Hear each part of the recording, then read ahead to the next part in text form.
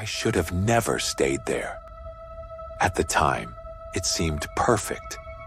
A rustic little cabin deep in the woods, far from the city, no neighbors for miles. A place to unplug, reset, and get some writing done.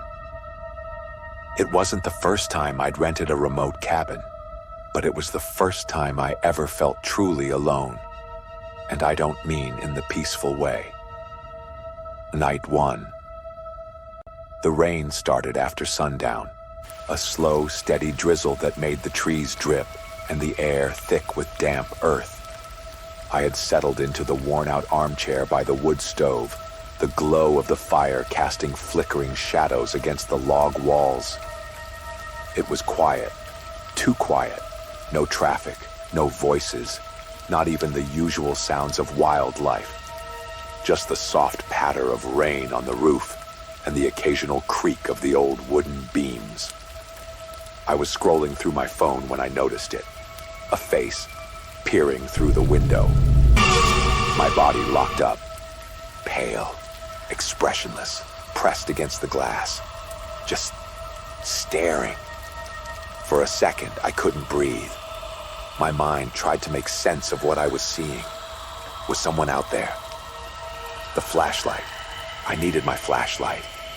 I grabbed it from the table, hands shaking, and when I turned back, the face was gone. I nearly dropped the flashlight as I scrambled toward the door. I had to check. Swinging it open, I stepped onto the porch, the freezing air biting against my skin.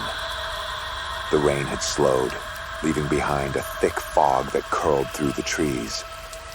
I scanned the yard, my flashlight beam cutting through the mist. No footprints, no movement, just the empty woods stretching on forever. I stood there, heart pounding. The nearest house was miles away. No trails, no roads, no reason for anyone to be out here. And yet, someone had been, watching me. I locked the door that night, twice. Night 2, I told myself I had imagined it, a trick of the light. Maybe a reflection from the fire or the way the rain streaked the glass. But then it happened again. I was in the kitchen this time making tea when I felt it. That unmistakable sensation of being watched. Slowly I turned toward the window. Another face. Not the same one. Smaller. This one was pressed so close to the glass that the breath fogged up the window. The features were off, wrong. And then it blinked. I dropped the cup. The sound shattered the silence. And just like the night before, the face vanished. I ran outside without thinking. The flashlight trembled in my grip as I swept it across the tree line. Again, no footprints, no broken branches, nothing. The only sign that anything had been there, a single handprint on the glass. Small, smudged, like it had been there for a while. Night 3. I was done. I needed to leave, but my car wouldn't start. The engine choked and sputtered, the battery inexplicably dead. My phone had no signal, no Wi-Fi. I was stranded. As the last light of the day faded behind the trees, the dread set in. They would come back. I knew it. And they did. It started with the soft tapping at the windows. At first, it was distant. One window, then another. A slow, deliberate sound, like fingertips against the glass. Then came the shadows. Tall, thin shapes, shifting in the dark just beyond the porch. Too many. They never spoke, never moved closer, just watched. I didn't dare look out the window anymore. Instead, I barricaded myself in the bedroom, pushing the dresser against the door. I sat in the corner, clutching the flashlight, watching the crack beneath the door for movement. Then, just past midnight, the whispering started. Not words, just breath. Right outside the door, soft, persistent. Then, the door handle turned. I held my breath. It rattled again. Harder this time. I wanted to scream, but I couldn't. I couldn't move. The tapping at the windows grew frantic, sharp, desperate. And then, silence. I didn't sleep. Dawn. I don't remember when the sun came up, but as soon as it did, I ran. The road was long, but I didn't stop. I didn't look back. Not until I reached the next town, where I called for help. They towed my car. The mechanic said the battery was completely drained, like something had been feeding off it. I never told anyone what I saw, and I never went back for my things. But sometimes, late at night, when I catch my reflection in a dark window, I swear I see them, watching.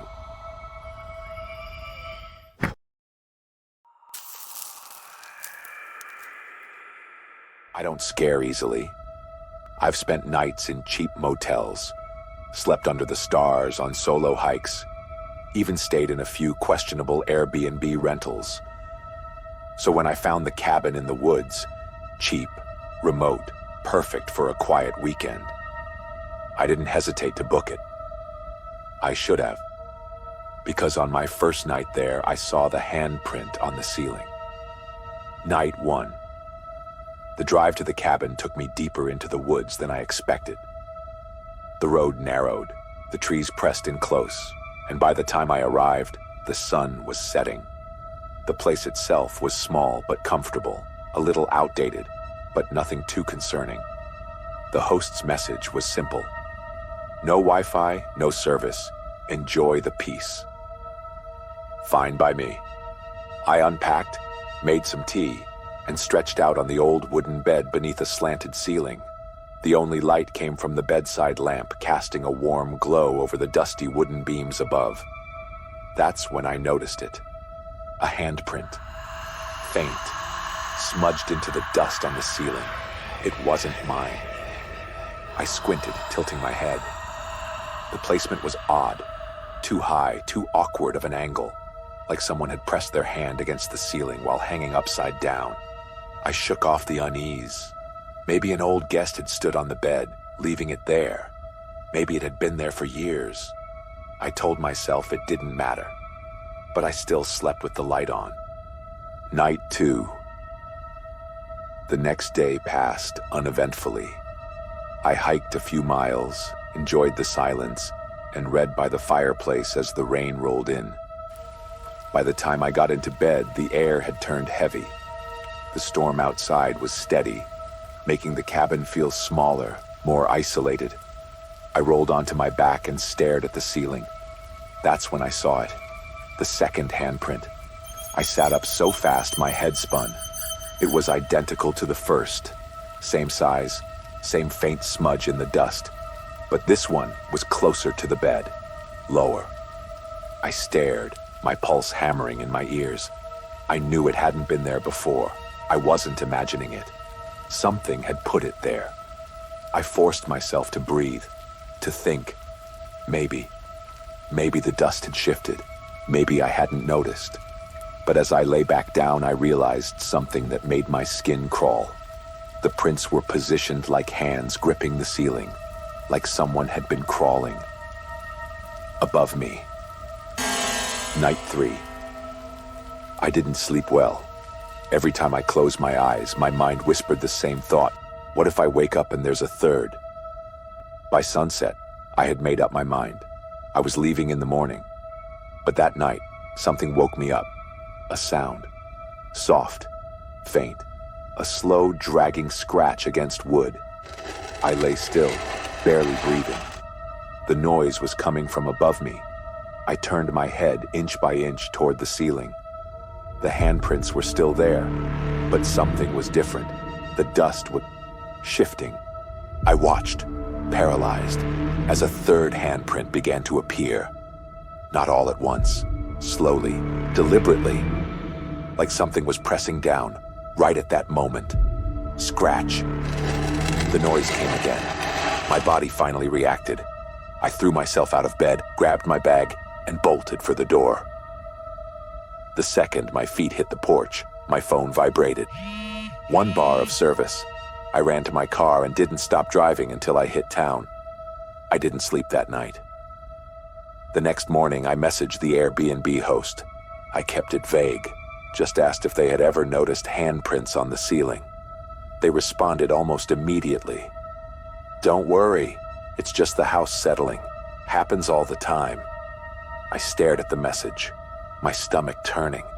I hadn't mentioned how many prints there were, or that there was a new one each night. I deleted the app and never looked back.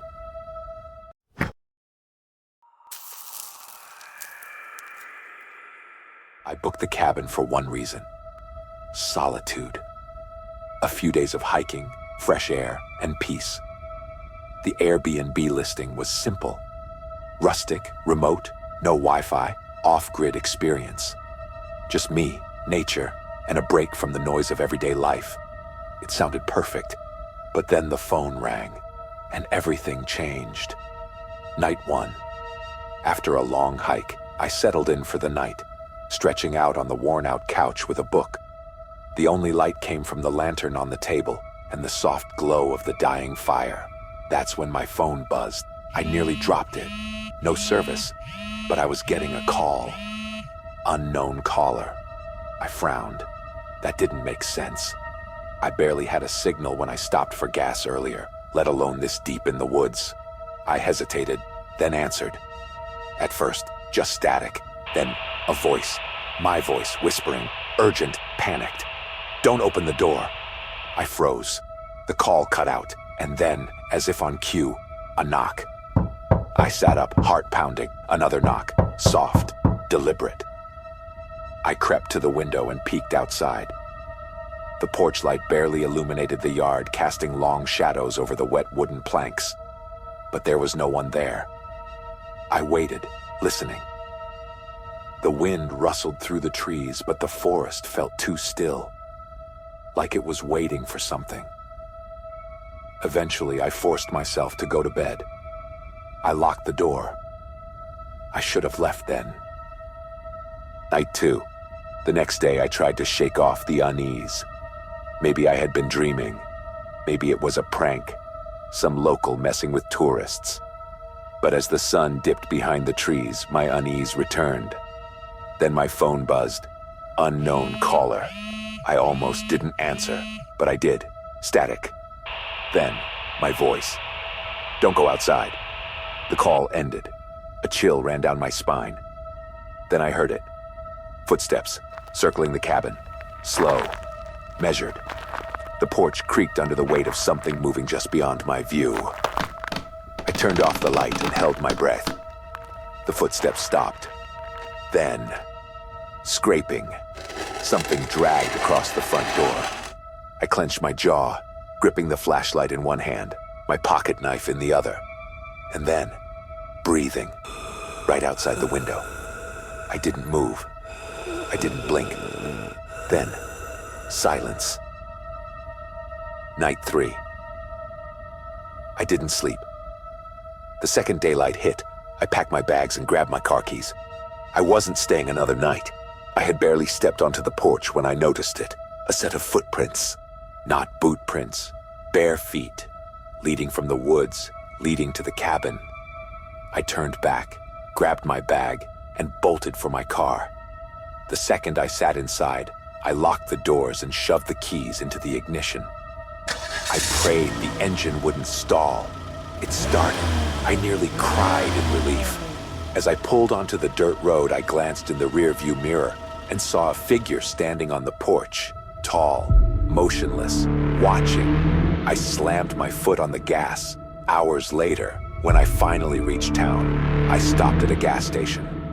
My hands were still shaking as I told the clerk about the footsteps, the calls, the figure at the cabin. His face paled. "You were at the old Marshall cabin?" he asked. I nodded. He exhaled sharply. "Yeah, that happens sometimes." "What do you mean that happens?" I asked, my stomach twisting. He leaned in, lowering his voice. "That place used to be owned by a guy who went completely off-grid, lived out there alone for years. One day he just vanished. No one ever found him." I swallowed hard. "Then who?" "Some say he never left." I stared at him, my skin crawling. "Or," he added, It could be squatters. Happens a lot in abandoned cabins. They stay quiet, wait until night, and then he mimicked knocking on the counter. I didn't ask any more questions. I filled up my tank and never looked back. I checked my phone when I got home. No call history, no record of unknown caller. But sometimes, late at night, when I'm alone in my apartment, my phone will vibrate. Just once. No caller ID, no voicemail. Just enough to remind me that something or someone was out there. And maybe, just maybe, they were trying to warn me.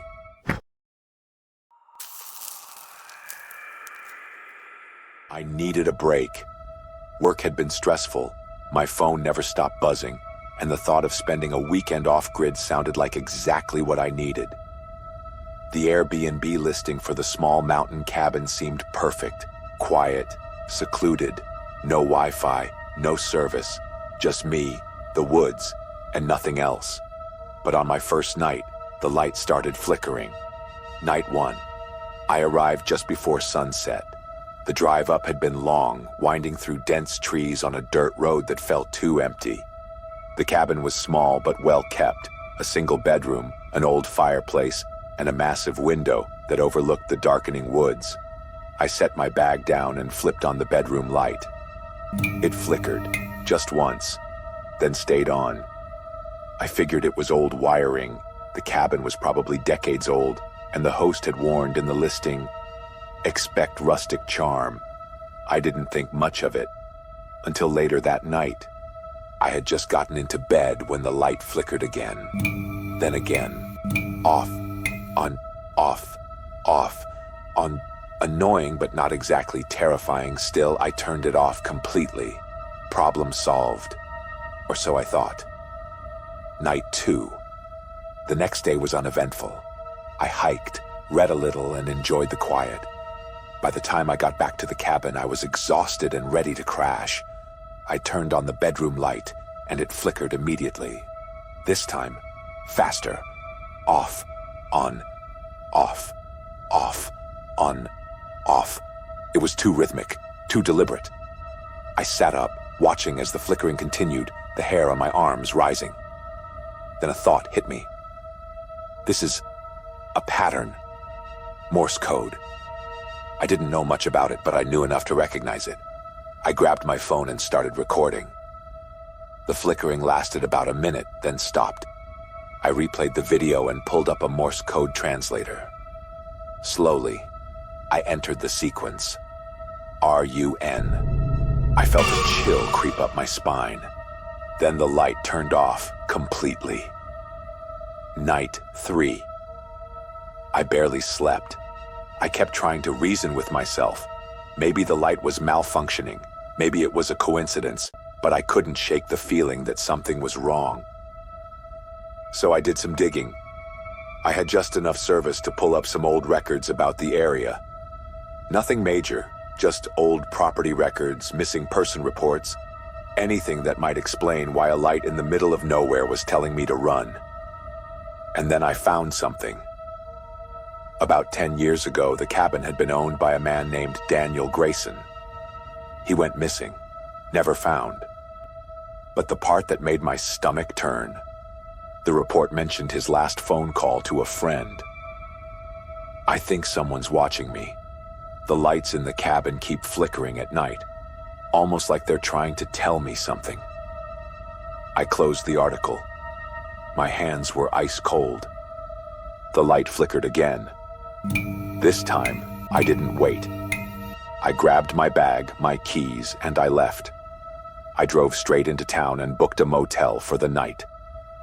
The next morning, I contacted the Airbnb host. I didn't mention the Morse code, just the flickering. They responded within minutes. That's strange. The cabin doesn't have electricity. It's all gas lamps. Are you sure the light was flickering? I didn't reply. I just left a 5-star review and never went back.